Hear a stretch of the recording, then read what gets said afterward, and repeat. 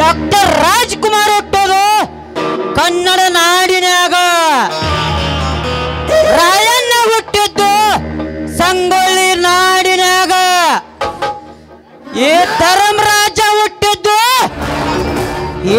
ಹಿರೇಬದ್ನೂರ ನಾಡಿನಾಗ.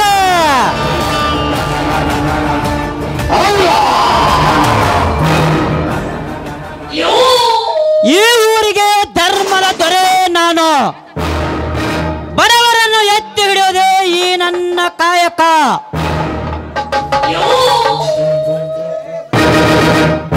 ಹಸಿರು ಬಂದವರಿಗೆ ಅನ್ನ ಬಡಿಸೋದು ಈ ಧರ್ಮರಾಜನ ಧರ್ಮ.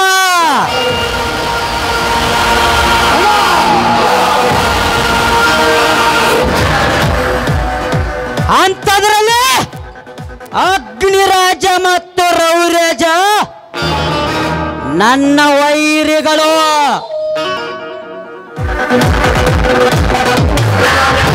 ಅವರಿಗೆಂದು ತಲೆಬಾಗಿ ನಾನು ನಡೆದವನಲ್ಲ, ಇನ್ನು ಮುಂದೆ ಆಗೋದಿಲ್ಲ. ನರಸಿಂಹ,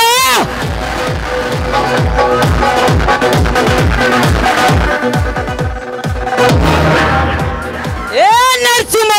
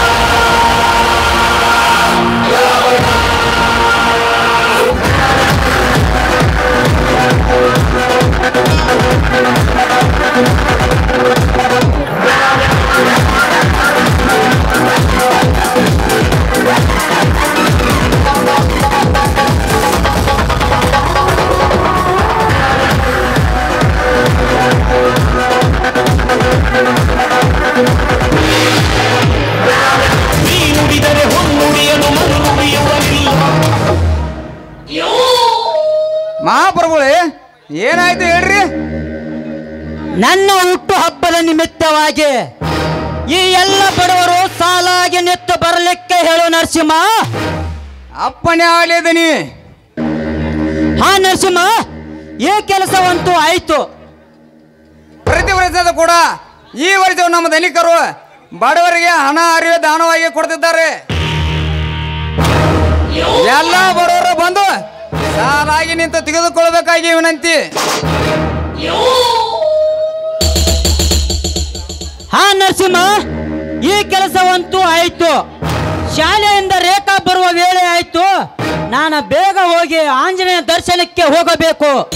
ನೀನು ಬೇಗ ಹೋಗಿ ನನ್ನ ರಥವನ್ನು ಸಿದ್ಧಪಡಿಸು ನರಸಿಂಹ.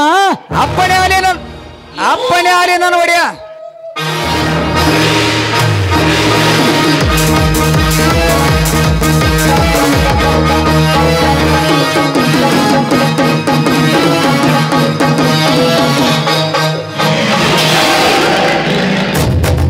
ತಂದೆ ಆಂಜನೇಯ, ಬಡತನದಿಂದ ಬದಲಾಡುತ್ತಿರುವ ಮಕ್ಕಳ ಮೇಲೆ ದಯಾದೃಷ್ಟಿ ಇರಲಿ. ಅಂತ ಬಡತನದಲ್ಲಿ ಜನಿಸಿದ ಈ ನರಸಿಂಹ ಎಂಥ ಶೂರ, ಎಂಥ ಧೀರ, ಇಂಥ ಶೂರ ನನ್ನ ಮಗನಾಗಿ ಹುಟ್ಟಿದರೆ ನನ್ನ ಕೀರ್ತಿಗೆ ಪಾರವೇ ಇರ್ತಿರಲಿಲ್ಲ. ತಂದೆ ಆಂಜನೇಯ, ಎಂದು ನಿನ್ನಲ್ಲಿ ಒಂದು ಅರಿಕೆ ಮಾಡಿಕೊಳ್ಳುತ್ತೇನೆ. ನಾನು ಸತ್ತ ನಂತರ ನನ್ನ ಧರ್ಮ ಪೀಠಕ್ಕೆ ಮುಂದೊಂದು ದಿನ ಇವನೇ 1000 ಹಳ್ಳಿಗೆ ಸರ್ದಾರ, ಇದೇ ನನ್ನ ನಿರ್ಧಾರ.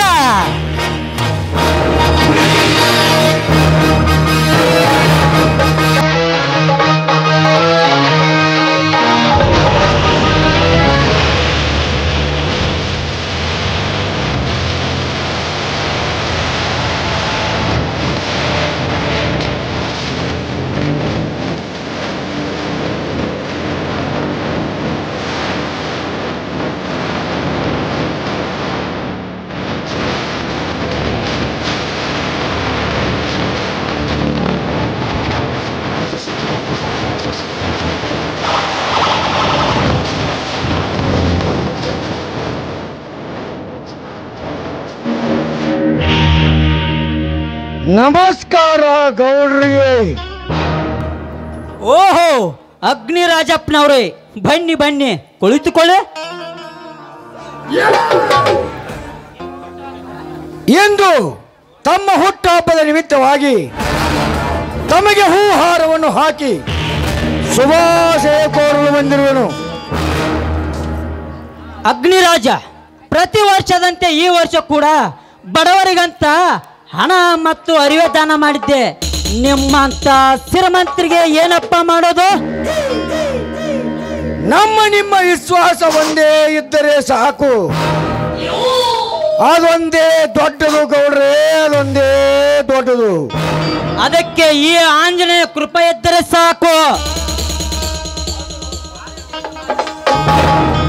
ಹಾಗಾದರೆ ಇನ್ನೊಂದು ಮಾತು, ಈ ರೈತರೆಲ್ಲ ಸೇರಲಿಕ್ಕೆ ಒಂದು ಸಭಾಭವನವನ್ನು ಕಟ್ಟಿಸಬೇಕಾಗಿದೆ. ಅದನ್ನು ತಮ್ಮ ಹೆಸರಲ್ಲಿ ಕಟ್ಟಿಸಿದರೆ ಒಳ್ಳೆಯದಾಗುತ್ತಿತ್ತು. ಇದೆಂತ ಅಗ್ನಿರಾಜ, ಇದೆಂತ ಮಾತು? ತೆಗೆದುಕೊಳ್ಳಿ ಇದನ್ನು. ಸಭಾಭವನ ಖರ್ಚಿಗಾಗಿ 50 ಲಕ್ಷ ರೂಪಾಯಿ ಚೆಕ್ ಅನ್ನು ಬರೆದಿದ್ದೇನೆ. ನನ್ನ ಊರ ಮುಂದಿನ 10 ಎಕರೆ ಜಮೀನದಲ್ಲಿ ಇದನ್ನು ಸರಿಯಾಗಿ ಕಟ್ಟಿಸಿ ಬಿಡ್ರಿ. ತೆಗೆದುಕೊಳ್ಳಿ ಚೆಕ್ ಅನ್ನು.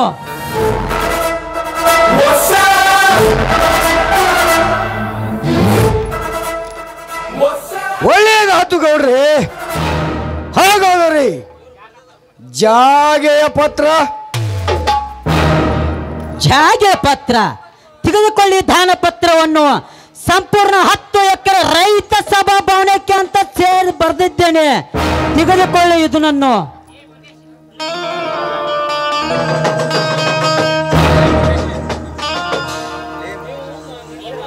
ನೀವು ಮಾನವರಲ್ರಿ, ದೇವ ಮಾನವರು. ನಿಮ್ಮ ಕಾಯಕತನ ನೋಡಿ ನಾಚಬೇಕು ಈ ಕರ್ಮಜೀವಿಗಳೆಲ್ಲ. ಶಾಶ್ವತವಾಗಿರುವುದು ಒಂದೇ, ನಾವು ಮಾಡಿದ ಕೀರ್ತಿ. ಆದರೆ ಆಸ್ತಿ ಅಂತಸ್ತು ಅಲ್ಲ. ಬರ್ತೀನಿ ಅಗ್ನಿರಾಜ, ಬರ್ತೀನಿ. ವಾಪಸ್ ಬಂದೇ ಬರ್ತೀನಿ.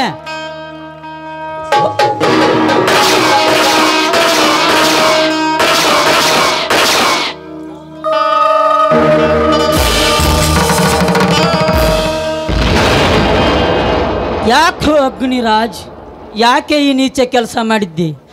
ನಾನೇನು ತಪ್ಪು ಮಾಡಿದೆ ಅಂತ ನನಗೆ ಈ ಶಿಕ್ಷೆ? ನೀನು ನನಗಿಂತ ಮುಂದಾಗಿ ಮೆರೀತಿಯಲ್ಲ, ಅದಕ್ಕೋಸ್ಕರ. ನಿನಗಿಂತ ಮುಂದಾಗಿ ಮೆರೆದಕ್ಕೂ ನಾನಲ್ಲೂ ಈ ನನ್ನ ಭೂಮಿ ತಾಯಿ. ಮತ್ತು ನಾನಾದ್ರೂ ಏನು ಮಾಡುತ್ತೆ ಹೇಳು? ಅಗ್ನಿರಾಜ್, ನೀನು ಮನುಷ್ಯನೆಲ್ಲ, ರಾಕ್ಷಸ. ನಿನಗೇನು ದಾನವಾಗಿ ಕೊಡಲಿ ಅಂತ ನಾನೇ ನಿನ್ನ ಕೇಳಿದ್ದೀನಿ ಅಲ್ಲೋ. ನನ್ನ ಸರ್ವ ಆಸ್ತಿ ಕೊಡು ಅಂದಿದ್ದರು, ಕೊಟ್ಟು ಅದನ್ನೆಲ್ಲ ಪ್ರೇಮದಿಂದ ಎಲ್ಲ ಬರೆದು ಕೊಡ್ತಿದ್ದೀನಿ ಅಲ್ಲೋ ಪಾಪಿ. ಆದ್ರೆ ಈಗ ನನ್ನ ಪ್ರಾಣನೇ ತೆಗೆದುಕೊಂಡಿಯಲ್ಲ. ಈ ನಿನ್ನ ಪ್ರಾಣಕ್ಕಾಗಿ ನಾನು ಅಲ್ಲಿಂದ ಇಲ್ಲಿಗೆ ಹಾತರಿಸಿ ಬಂದಿದ್ದು. ನೀಚ, ಕೊನೆಗೂ ನಿನ್ನ ವಿಷದ ಗುಣ ಹೋಗಲೇ ಇಲ್ಲ. ಅಪ್ಪನಂತೆ ಮಕ್ಕಳ ರಕ್ತ ನಿನ್ನನ್ನು ಬಿಡಲೇ ಇಲ್ಲ. ನಿನಗೆ ಈ ಸಿಂಹಾಸನ ಬೇಕೆಂದಿದ್ದರು ಕೊಟ್ಟು ಅಂಬಾರಿ ಮೇಲೆ ಹತ್ತಿಸಿ ಬಿಡ್ತಿದ್ದೀನಿ ಅಲ್ಲೋ ನೀಚ. ಆದ್ರೆ ಈಗ ನನ್ನ ಕತಿನೇ ಮುಗಿಸಿ ಬಿಟ್ಟಿಯಲ್ಲ. ಹೋಗು, ಬೇಗ ಹೋಗು. ನೀನೇನಾದರೂ ಇಲ್ಲಿ ನೆತ್ತರೆ ನನ್ನ ಧೀರ ನರಸಿಂಹ ಬಂದು ನಿನ್ನ ರಕ್ತ ಕುಡಿತಾನೆ ಎಚ್ಚರ. ನರಸಿಂಹ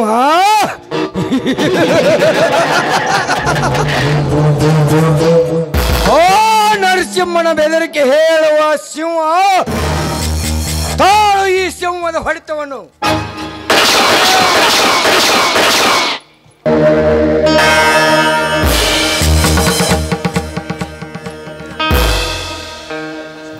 ನರಸಿಂಹ ಮಗಳೇ ರೇಖಾ,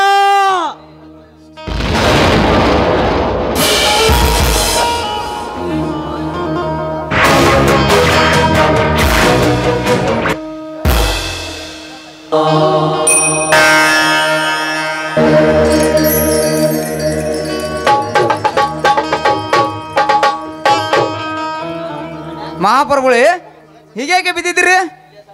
ಏನಿದು ನಿಮ್ಮ ಬೆನ್ನ ಮೇಲೆ ರಕ್ತ?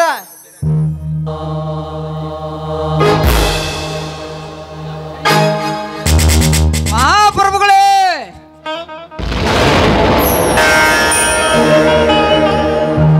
ಯಾವ ಪಾಪಿಯ ಗುಂಡಿಗೆ ಬಲಿಯಾದೋ ತಂದೆ? ಮಹಾರಾಜ, ನಾನಿನ್ನ ಏನಂತ ನೋಡಲಿ ಓ ತಂದೆ, ಏನಂತ ನೋಡಲಿ? ರೇಖಾ ಬಂದು ನನ್ನ ಅಪ್ಪ ಎಲ್ಲಿ ಅಂತ ಕೇಳಿದರೆ ನಾ ಎಲ್ಲಿಂದ ತಂದು ಕೊಡ್ಲಿ ಗುರುವೇ, ಎಲ್ಲಿಂದ ತಂದು ಕೊಡ್ಲಿ? ನಾನಿನ್ನ ಸೇವಕನಾಗಿದ್ದು ಸತ್ತಂತವಾಯಿತು ತಂದೆ, ಸತ್ತಂತೇವಾಯಿತು.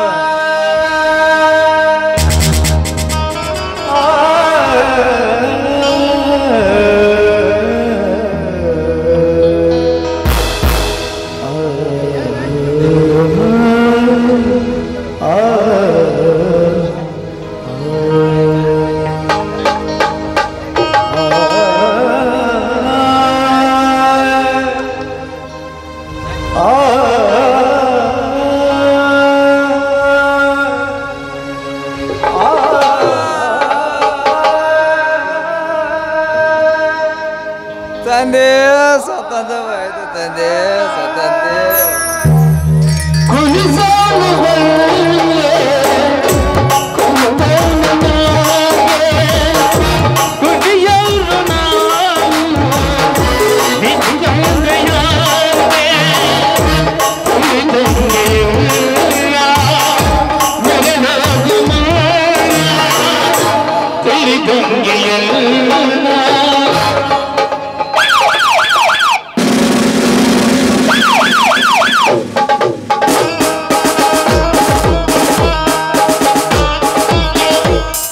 ಅಪ್ಪ ಅಪ್ಪ, ಏನಾಯ್ತಪ್ಪ?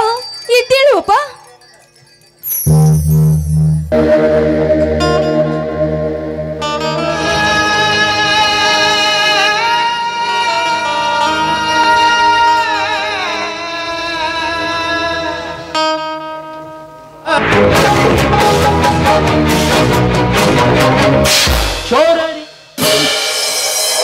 ಇವನೇ ನೋಡಿ ಸರ್, ಗುಂಡಾ ನಂಬರ್ 1 ಅಂದರೆ ಇವನೇ ಕೊಲೆ ಮಾಡಿದ್ದು. ಈ ಸರ್ದಾರನ ಮನೆ ಆಗಿ ಎದ್ದುಕೊಂಡು ಇವನೇ ಈ ಕೊಲೆ ಮಾಡಿದ್ದು. ಬೇಗನೆ ಒದ್ದು ಒಯ್ಯಿರಿ ಈ ಮಗನನ್ನು. ಏನು? ನನ್ನ ಒಡೆಯನ ಕೊಲೆ ನಾನೇ ಮಾಡಿದಿನ?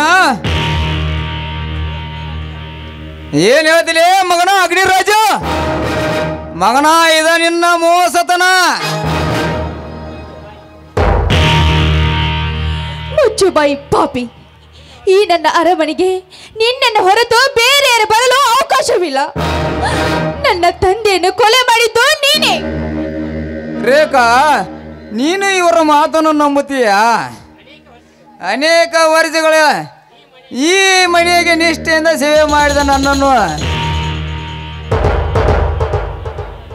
ನನ್ನ ಗುಣ ನೀ ಇನ್ನೂ ಅರ್ಥ ಮಾಡಿಕೊಂಡಿಲ್ಲವೇನು? ರೇಖಾ, ಇವರ ಮಾತನ್ನು ನಂಬಬೇಡ ರೇಖಾ, ನನ್ನ ಮಾತನ್ನು ನಂಬುವ. ನೀನು ಕೊಲೆ ಮಾಡಿದರೆ ಮತ್ತಾರ ಮಾಡಿದರು? ಹಾಗಾದರೆ ಲೇ ಜಾಣಿ, ಈ ಕುತಂತ್ರ ನಿಮ್ಮಲ್ಲಿ ಅಡಗಿದೆ. ನೋಡು, ಮುಂದೆ ಮಾತನಾಡಿದಿರೋ ಪಾಪಿ. ನನ್ನ ತಂದೆಯನ್ನು ಕೊಲೆ ಮಾಡಿದ್ದು ನೀನೇ. ಇನ್ಸ್ಪೆಕ್ಟರ್, ಏನು ನೋಡ್ತಾ ಇದ್ರ? ಅರೆಸ್ಟ್ ಮಾಡ್ರಿ ಇವನನ್ನು.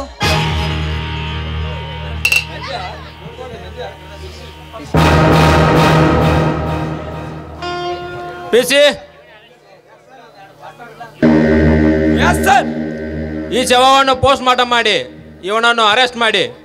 ಆಯ್ತು ಸರ್.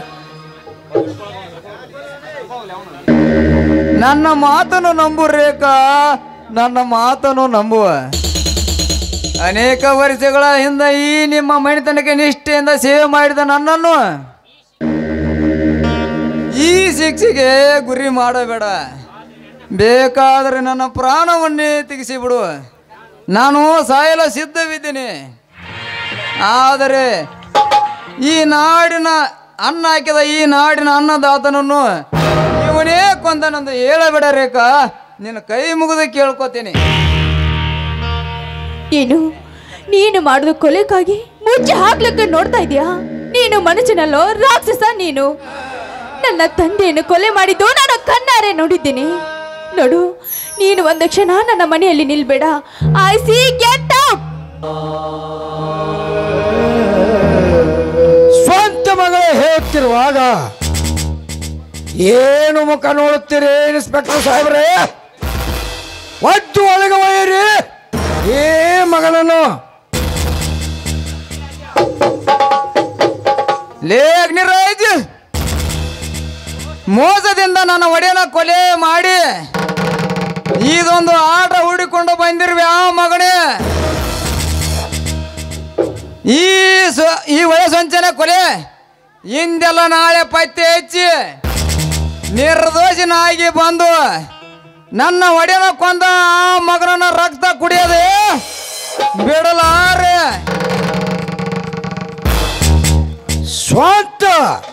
ಸ್ವಂತ ನೀನೇ ಕೊಲೆ ಮಾಡಿರುವಾಗ ನಿನ್ನ ರಕ್ತ ನೀನೇ ಕುಡಿದುಕೋ. ಲೇ ಅಗ್ನಿರಾಜ್, ನಾನು ಜೈಲಿಗೆ ಹೋಗಿ ಮರಳಿ ಬರೋದ್ರೊಳಗಾಗಿ ನೀವೇನಾದರೂ ನನ್ನ ಮನೆತನಕ್ಕೆ ದ್ರೋಹ ಬಗದದ್ದೇ ಆದರೆ ನೀವು ನಿಮ್ಮ ತಾಯಿ ಗರ್ಭದಲ್ಲಿ ಅಡಿಗೆ ಕುಳಿತಿದ್ರು ಸರಿ, ನಿಮ್ಮ ರುಂಡವನ್ನು ಮುಂಡದಿಂದ ಬೇರ್ಪಡಿಸಿ ಆ ರುಂಡಕ್ಕೆ ನಾ ಮೆಟ್ಟುವ ಕಾಲ್ಮರಿ ಸರಮಾಲೆ ಮಾಡಿ ನಮ್ಮೂರ ಅಗಸಿ ಬಾರಿ ತೋರಣ ಕಟ್ಟದಿದ್ದರೆ ನಾನು ಬಸವಂತನ ತಮ್ಮ ನರಸಿಂಹನೇ ಅಲ್ಲ. ಬರ್ತೀನಿ.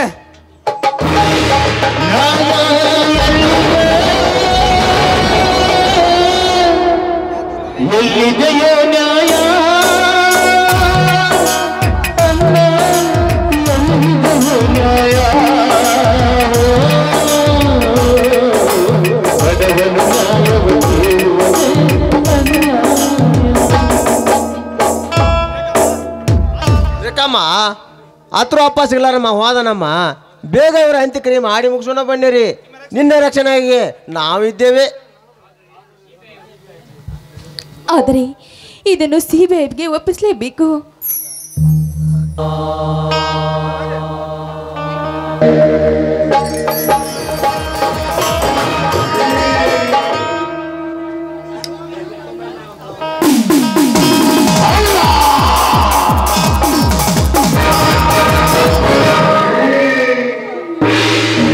ಶೋಭಾ, ನಿಮ್ಮ ಮನೆ ಚಿಕ್ಕದಾದರೂ ನಿಮ್ಮೆಲ್ಲರ ಮನ ಚೊಕ್ಕಾಗಿದೆ.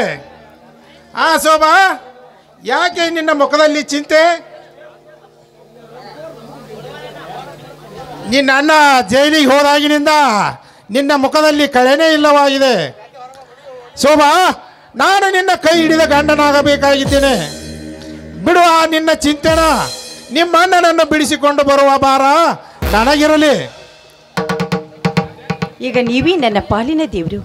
ಅದೇ ರೀತಿಯಾಗಿ ಕೊರಳಲ್ಲಿ ತಾಳಿ ಇಲ್ಲದೆ ನಾನು ಎಷ್ಟು ದಿನ ಅಂತ ಇರಬೇಕು, ನೀವೇ ಹೇಳಿ. ಶೋಭಾ,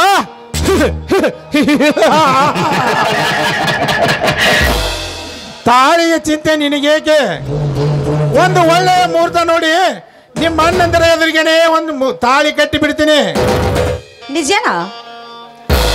ಶೋಭಾ, ನಿಜವನ್ನರಿದೆ ನನ್ನ ಮನಸ್ಸನ್ನು ಕತ್ತಿಯೇನೆ ಕಳ್ಳಿ.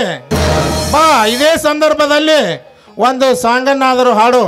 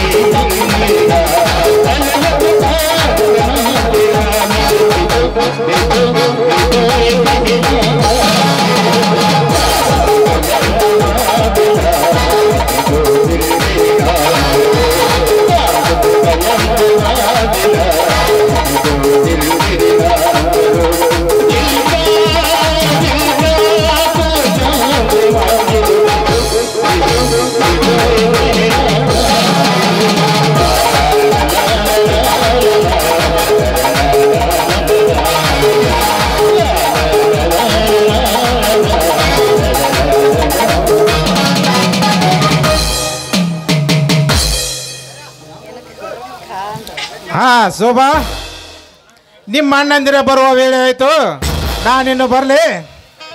ಆಯ್ತು, ಹೋಗಿ ಬನ್ನಿ. ಶೋಭಾ, ಟಾಟಾ.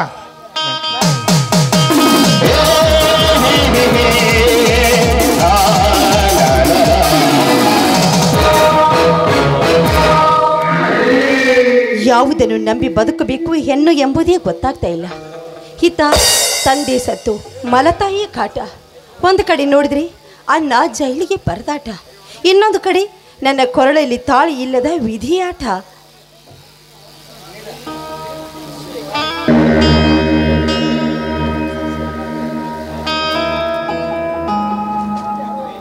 ತಂಗಿ ಶೋಭಾ, ಯಾಕಮ್ಮ ಸುಸ್ತಾಗ್ತಾ ಇದೆಯಾ? ಯಾಕೆ ಮೈಯಲ್ಲಿ ಹುಷಾರಿಲ್ಲವೇ?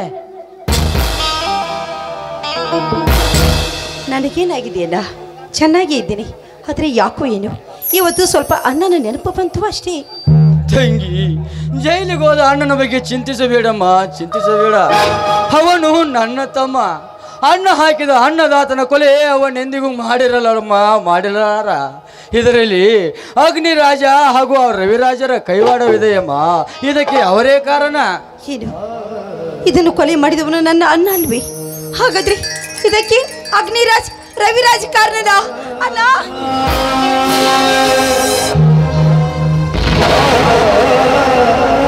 ತಂಗಿ ತಂಗಿ, ಬೇಗನೆ ಹೋಗಿ ಡಾಕ್ಟರ್ನನ್ನು ಕರೆದುಕೊಂಡು ಬರುತ್ತೇನೆ.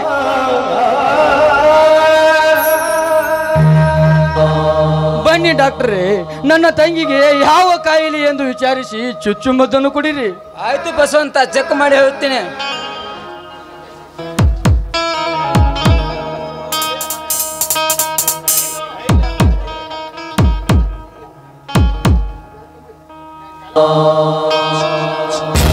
ಏನು ಬಸವಂತ, ಗಾಬರಿಗುವಂತ ವಿಷಯ ಏನಿಲ್ಲ. ನಿಮ್ಮ ತಂಗಿ ಗರ್ಭವತಿ ಆಗಿದ್ದಾಳೆ. ಶೋಭಾ ಶೋಭಾ ಶೋಭಾ,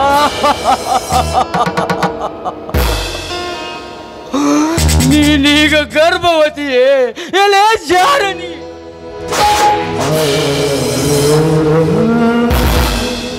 ಅಣ್ಣ ನುಡಿಯಬೇಡಲೇ ಅಣ್ಣ ಎಂದು ಇನ್ನೊಂದು ಸಾರಿ. ಈ ವಿಷಯ ತಿಳಿಯುವ ಮುನ್ನವೇ ನೀನು ಸತ್ತು ಹೋಗಿದ್ದರೆ ಸಂತೋಷದಿಂದ ಪ್ರಾಣ ಕೊಡ್ತಿದ್ದೆಲೆ ತಂಗಿ, ಸಂತೋಷದಿಂದ ಮಣ್ಣು ಕೊಡ್ತಾ ಇದೆ. ಆದರೆ ನೀನೀಗ ಮಾಡಿರುವ ಕೆಲಸ ಆಧಾರದ ಕೆಲಸ. ಅಣ್ಣ, ಹಿಂದೆ ಸತ್ತು ಹೋದಲ್ಲವ್ವ ನಿಮ್ಮಣ್ಣ ಸತ್ತು ಹೋದ. ತಾಯಿ ಸತ್ತು ಮಲತಾಯಿಯ ಮತ್ಸರದ ಬುದ್ಧಿಗೆ ನನ್ನ ತಂಗಿ ಘಾಸಿಯಾಗಬಾರದೆಂದು ಈ ಹೃದಯ ಪಂಜರದಲ್ಲಿ ಸಾಕಿಕೊಂಡಿದ್ದ ಈ ನಿಮ್ಮ ಅಣ್ಣನ ಮುಖಕ್ಕೆ ಮಸಿ ಬಳದೆಯಲ್ಲೇ ಹೇಸಿ ಎಣ್ಣೆ ತು ಎನ್ನ ನೀನು ಅಲ್ಲ ಅಲ್ಲ ಅಲ್ಲ ಹೆಮ್ಮಾರಿ ನೀನು ಹೆಮ್ಮಾರಿ ಯಾರು ನಿನ್ನ ಪ್ರಿಯಕರ. ಬೇಕಾದ್ರೆ ನನ್ನ ಪ್ರಾಣವನ್ನೇ ತೆಗೆದು ಬಿಡಣ್ಣ. ಆದ್ರೆ ಅವ್ರು ಯಾರು ಅಂತ ಮಾತ್ರ ನನ್ನನ್ನು ಕೇಳಬೇಡಣ್ಣ, ನನ್ನನ್ನು ಕೇಳಬೇಡ. ಮದುವೆ ಮಾಡದೆ ನಿನ್ನನ್ನು ಈ ಸ್ಥಿತಿಗೆ ತಂದದ್ದು ಒಂದು ಪಾಪ. ಇನ್ನು ನಿನ್ನ ಕೊಂದು ನಾನು ಪಾಪ ಕಟ್ಟಿಕೊಳ್ಳಲ್ಲಮ್ಮ, ಪಾಪ ಕಟ್ಟಿಕೊಳ್ಳಲಿ. ಶೋಭಾ, ನೀ ನನ್ನೆದುರಿಗೆ ಈ ರೀತಿ ಮಾಡುವುದಕ್ಕಿಂತ ಮುಂಚೆ ಒಂದೇ ಒಂದು ತೊಟ್ಟು ವಿಷ ಕೊಟ್ಟಿದ್ದರೆ ಸಂತೋಷದಿಂದ ಪ್ರಾಣ ಬಿಡ್ತಿದ್ನಮ್ಮ, ಪ್ರಾಣ ಬಿಡ್ತಿದ್ದೆ. ಹೋಗು ಹೋಗು, ನನ್ನೆದುರಿಗೆ ಒಂದು ಕ್ಷಣ ನಿಲ್ಲಬೇಡ, ಹೊರಟು ಹೋಗು ಇಲ್ಲಿಂದ. ದಾರಿ ತಪ್ಪಿರುವ ಈ ನಿನ್ನ ತಂಗಿಗೆ ದಾರಿ ತೋರಿಸಣ್ಣ. ಈ ನಿನ್ನ ತಂಗಿಯನ್ನು ಮುಳ್ಳಿಗೆ ಎಸಿಬೇಡ, ನಿನ್ನ ಕಾಲಿಗೆ ಬೀಳ್ತೀನಿ. ಇಂಥ ಏಸಿ ಕೆಲಸ ಮಾಡಿ ನನ್ನ ಕಾಲಿಗೆ ಬಿದ್ದು ಪಾಪದ ಹೊಸಿಗೆ ಒಚ್ಚಬೇಡ ತಂಗಿ, ಒಚ್ಚಬೇಡ. ನೋಡು, ಈ ಬಸ್ಸಿಗೆ ಯಾರು ಕಾರಣರು ಅವರಲ್ಲಿ ಹೋಗಿ ಬೇಡಿಕೋ ದಾರಿ ತೋರಿಸೆಂದು. ಅಣ್ಣ, ದಯವಿಟ್ಟು ನನ್ನ ತಪ್ಪನ್ನು ಕ್ಷಮಿಸಿಬಿಡು ಅಣ್ಣ, ಕ್ಷಮಿಸಿಬಿಡು. ಹುಲಿ ಅಂತ ಅಣ್ಣಂದಿರಿದ್ದರು ನಿನ್ನ ಬಿಡಾಡಿ ಆಟ ಆಡಿದ್ದನ್ನು ನೋಡಿ ನಿನ್ನನ್ನು ಕ್ಷಮಿಸಬೇಕೆ? ಪತಿವ್ರತೆಯಾಗಿ ಮುತ್ತೈದತನವನ್ನು ಹೊತ್ತು ಎತ್ತವರ ಹೆಸರು ಉಳಿಸಬೇಕಾದ ಹೆಣ್ಣು ಇಂಥ ಏಸಿ ಕೆಲಸ ಮಾಡಿದ್ದಾಳೆ ಎಂದು ನಿನ್ನನ್ನು ಕ್ಷಮಿಸಬೇಕೆ? ಇಲ್ಲ. ತಂಗಿ ಚಂದಾದವರನ್ನು ಕೈ ಹಿಡಿದು ಮುಳಿದ ಮಲ್ಲಿಗೆಯನ್ನು ಹೊತ್ತು ಬಿಲ್ಲದ ಸರ್ದಾರನ ಜೊತೆಗೂಡುವುದನ್ನು ಬಿಟ್ಟು ಬಿಡಾಡಿ ಆಟ ಆಡಿದ್ದಾಳೆ ಎಂದು ನಿನ್ನನ್ನು ಕ್ಷಮಿಸಬೇಕೆ? ಇಲ್ಲ ಇಲ್ಲ ಇಲ್ಲ.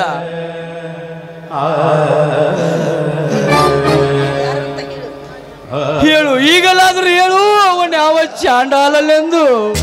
ಹೇಗಪ್ಪ ಹೇಳಿ? ಯಾವ ಬಾಯಿಂದ ಹೇಳಣ್ಣ ಅವನ ಹೆಸರನ್ನ? ಏನು, ಅವನ ಹೆಸರು ಹೇಳಲಿಕ್ಕೆ ನಿನಗೆ ನಾಚಿಕೆ ಆಗ್ತಾ ಇದೆಯಾ? ಅಣ್ಣ, ನನ್ನ ಗರ್ಭಕ್ಕೆ ಕಾರಣ ಬೇರೆ ಯಾರು ಅಲ್ಲಣ್ಣ, ಆ ರವಿರಾಜ್ ಕಾರಣ.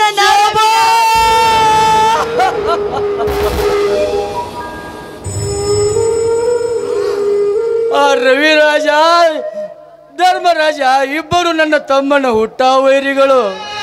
ಅಂಥದರಲ್ಲಿ ಹೋಗಿ ಹೋಗಿ ಅವನನ್ನು ಪ್ರೀತಿಸಿರುವಲ್ಲೇ ಹುಚ್ಚಿ. ಈ ಸಿಂಹದ ಗುಹೆಯಲ್ಲಿ ಆ ನರಿ ಬಂದು ವಾಸ ಮಾಡಿದಂತಾಯಿತೆ ನಿನ್ನ ಚರಿತ್ರೆ. ಇಲ್ಲಣ್ಣ, ನಮ್ಮ ಇಬ್ಬರ ಮನಸ್ಸು ಒಂದಾಗಿ ನಾವಿಬ್ಬರು ಪ್ರೀತಿ ಮಾಡಿದ್ದೇವಣ್ಣ, ಪ್ರೀತಿ ಮಾಡಿದ್ದೇವೆ.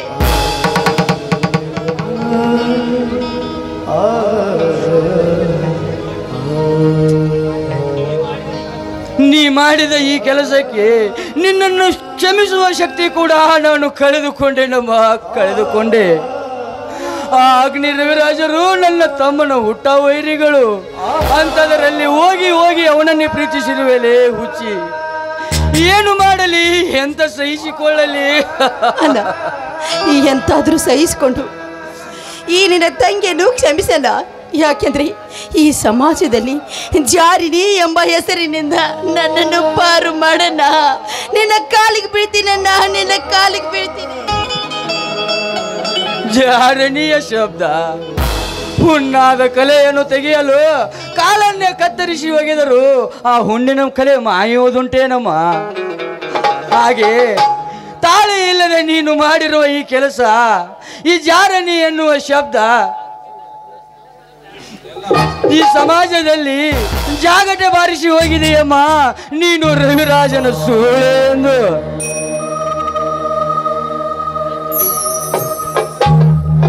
ಅಣ್ಣ, ಏನಿದೆಲ್ಲ? ಇವಳು ರವಿರಾಜನ ಸುಳಿಕೆ? ಇಲ್ಲಪ್ಪ, ಅಂಥದ್ದೇನೂ ಇಲ್ಲ. ಶಾಲೆಯಿಂದ ಈಗ ಬಂದೇನಪ್ಪ. ಮುಚ್ಚೋ ಬಾಯಿ! ಎಂತ ಬಣ್ಣಗಳ ಮಾತನಾಡಿ ಈ ಮನೆಯ ಮರ್ಯಾದೆನೇ ಕದಿದ್ರ. ನಿಮ್ಮ ಚರಿತ್ರೆ ನನಗೆ ಚೆನ್ನಾಗಿ ಗೊತ್ತು. ಸಂಜಯ, ಯಾಕಪ್ಪ ಈ ರೀತಿ ಮಾತಾಡ್ತೀಯ?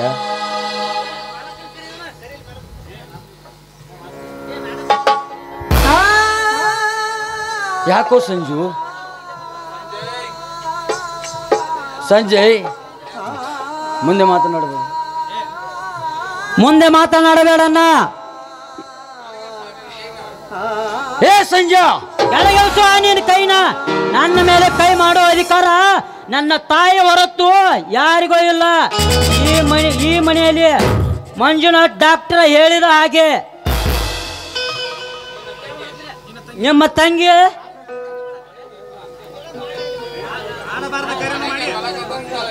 ಮಾಡಬಾರದ ಕಾರ್ಯವನ್ನು ಮಾಡಿ ಈ ಮನೆತನಕ್ಕೆ ಕಲಂಕ ತಂದಿದ್ದಾಳೆ. ಅವಳು ಮಾಡಿದ್ದನ್ನು ನೋಡಿ ಮುಚ್ಚಿಕೊಂಡು ಮೆಲುಕು ಹಾಕುವ ನಿಮ್ಮಂತ ಪುರುಷವಂತರೇ ಗೌರವಂತರನೇ ಇಲ್ಲ.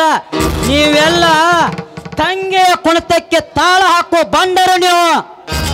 ಯಾಕಪ್ಪ ಸಂಜಯ್ ಈ ರೀತಿ ಮಾತಾಡ್ತಾ ಇದೆಯಾ?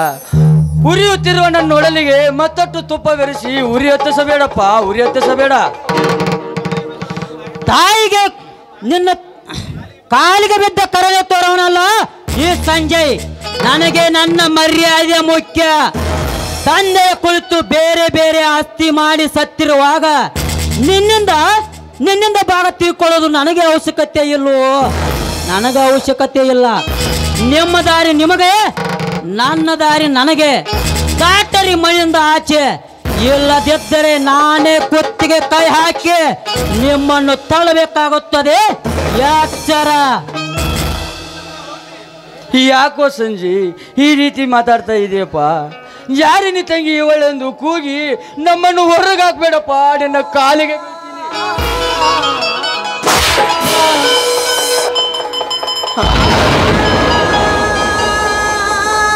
ಹೋಗು. ನೀನೇನಾದರೂ ಇಲ್ಲಿ ನೀವು ಇಬ್ಬರು ನಿತ್ತರೆ ನಿಮ್ಮನ್ನು ಕುತ್ತಿಗೆ ಅಲ್ಲ, ನಿಮ್ಮನ್ನು ಏನು ಮಾಡ್ಬೇಕಾದ್ರೆ ನಾನೇ ಮಾಡ್ತೀನಿ. ಹೋಗ್ರಿ, ಒಟ್ಟೆ ಚೆನ್ನಾಗಿ ಇಲ್ಲಿ ನಿಂದಿರುವಂಗಿಲ್ಲ. ಹೋಗ್ತೀವಪ್ಪ, ಹೋಗ್ತೀವಿ. ತಂದೆ ಮಾಡಿ ಹೋದ ಪಾಪ ಒಂದಾದರೆ ಈ ತಂಗಿ ಮಾಡಿರುವ ಪಾಪ ಮತ್ತೊಂದಾಗಿ ಹೋಗಿದೆ. ಈ ತಪ್ಪನ್ನು ಒಪ್ಪಿಕೊಂಡು ಬಾಳ ಸಾಗಿಸಿ ನ್ಯಾಯದಿಂದ ಯುದ್ಧ ಗೆಲ್ಲಬೇಕಾಗಿದೆ. ಇರದಿದ್ದರೆ ಸಮೃದ್ಧವಾದ ಈ ಭರತ ಭೂಮಿಯಲ್ಲಿ ಗರತಿಯರಿಂದ ಶಾಪದ ಸುರಿಮಳೆ ಗೈದು ಪಾಪದ ಕೂಪ ಹೆಚ್ಚಾಗಿ ಈ ಒಡಲು ಬಿರಿದು ನಮ್ಮನ್ನು ನುಂಗಿ ಸಹಿಸಿಕೊಳ್ಳುವಳಪ್ಪ, ಸಹಿಸಿಕೊಳ್ಳುವಳು. ಬಾರಮ್ಮ ಹೋಗೋಣ. ಅಣ್ಣ, ನನ್ನಿಂದ ನಿನಗೆಲ್ಲ ಆಗಿಲ್ಲಮ್ಮ, ನಿನ್ನಿಂದ ಏನು ತೊಂದರೆ ಆಗಿಲ್ಲ. ನಿತ್ಯವೂ ನಾನು ಸತ್ಯದಿಂದ ನಡೆದಿದ್ದೆ ನಿಜವಾದರೆ ನಿನಗೆ ಆ ತಾಳಿಯ ಭಾಗ್ಯ ದೊರಕಲಿ. ಇರದಿದ್ದರೆ ಈ ಸೂಳೆ ಎಂಬ ಪಟ್ಟ ನಿನಗೆ ಕಾಯಮಾಗಿ ಉಳಿಯಲಿ. ಹೆಣ್ಣಾಗಿ ನೀನು ನನ್ನ ತಂಗಿಯಾಗಿ ಹುಟ್ಟಿ ಬಂದ ತಪ್ಪಿಗೆ ನಾವು ಈ ಶಿಕ್ಷೆ ಅನುಭವಿಸಬೇಕಮ್ಮ, ಅನುಭವಿಸಬೇಕು. ಹೋಗ್ರಿ, ಮತ್ತೆ ಇನ್ನೂ ಇಲ್ಲೇ ನಿಂತಿದ್ರೆ ಹೋಗ್ರಿ, ಹೋಗು. ನಗುತ್ತೈತಿ ಜೀವ ಇಲ್ಲಿ, ಅಳತೈತಿ ದೈವ, ಅಳುತ್ತೈತಿ ಜೀವ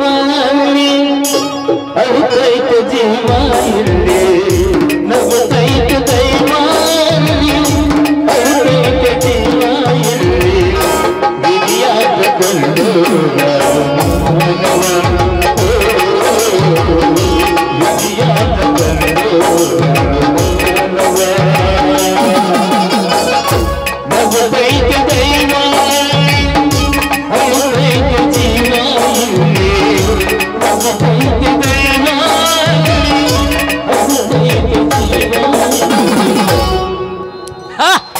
ಇವ್ರು ನೋಡ ಇನ್ನ ಮ್ಯಾಲ ಐತಿನ